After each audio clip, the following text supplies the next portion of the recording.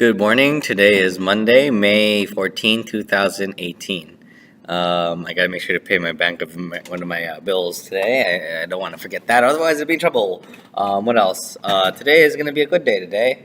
Why is it going to be a good day? Well, I don't know. It was a good weekend, and actually, my wife and I had some, you know, over the couple of weeks, I've kind of alluded to some stuff going on with my wife and me, and it's not a bad thing.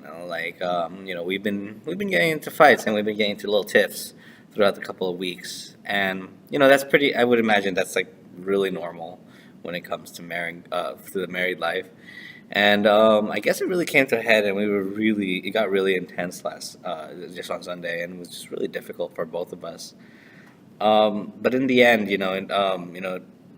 it's good to know that the stuff that I learned from being a teacher and being a person and just doing this vlog kind of helped us get through it. So my wife and I think we're actually more we're better, and we're actually stronger for it. And in reality, we learned a lesson.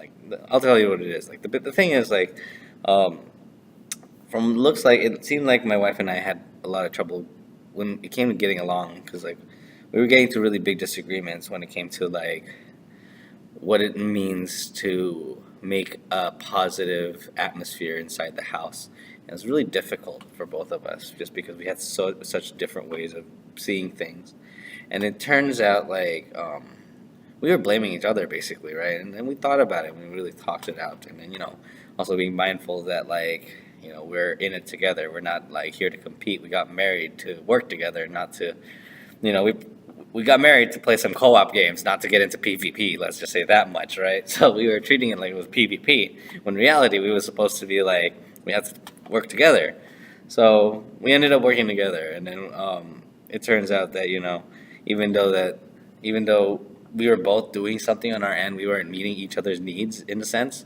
So for me, in my case, I've the biggest thing that I thought was always a small thing turned out to be a huge thing, was the fact that I'm always so amped up. I'm always either worried about something, excited about something, or somewhere in between, right? Or mad about something, right? Because I'm really nerdy, and I have to get mad at the latest Marvel movie, or I have to get mad at loot boxes or something, right? But reality, that was actually what was damaging us. There's never any time where I have downtime, where my body is literally relaxing. And it's there's that fear of losing me from things like cancer, just because of just the sheer amount of stress I put myself under. Um, you know, makes me a little bit more toxic and stuff. And it turns out it was better to just really start learning how to be comfortable. And here's the thing: the reason I'm not comfortable is because I was always worried that if I get too comfortable, I get complacent. And then, we had that talk. This is a big talk. There's a difference between complacency and being comfortable. And we talked it out. We talked about the differences. And the big thing about complacency is you don't want to grow as a person, and you're happy where you are, but you just don't want to grow. On the other hand, when you're comfortable, you're happy where you are, but you have that feeling that it's not going to last forever. So you still got to keep pushing yourself, and you use that comfort to always have that fallback, or you use that comfort to um, recharge your batteries before the next big challenge.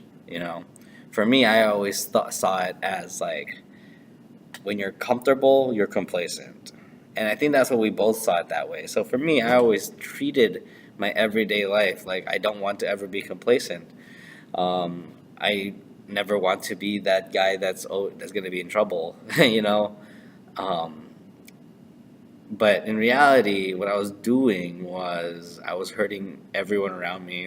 Especially even though I was doing really well at my job, I was hurting myself and I was hurting my wife, and it was making it more difficult for both of us. So starting today, right, my wife starts a new job, and I was really excited because um, she's out of that toxic environment now, so she's into a much more happy environment. And I can even say it on the job what her job is. She is an SSA for Veteran Affairs, which is an awesome job, right? And for me, I'm also going to be more positive. Um, we're finishing off our stuff. I got expectations. I already know some of my kids are not going to meet it. But the point is, I'm going to try my best to push them. If they don't push themselves, I'm going to stop. I'm not going to. I'm not gonna. It's not gonna cost my comfort, because I know I am super 100% sure that I'm not a complacent teacher, right? I wouldn't be teaching summer school if I was complacent, right? I'm definitely not, because I'm trying to push myself. And the next year I'm gonna be teaching English, so I'm gonna have to be as comfortable as I can now, so I could like hit those challenges, be the summer school and the English in the future, right? So anyway, yeah. So for those watching, think about that too. What's the difference between complacency and comfort, right? Are you complacent? Are you just comfortable, right? You don't want to get cancer and stuff because you mixed up the two. That's what I'm thinking. Anyway, I'll talk to you guys tomorrow. Bye.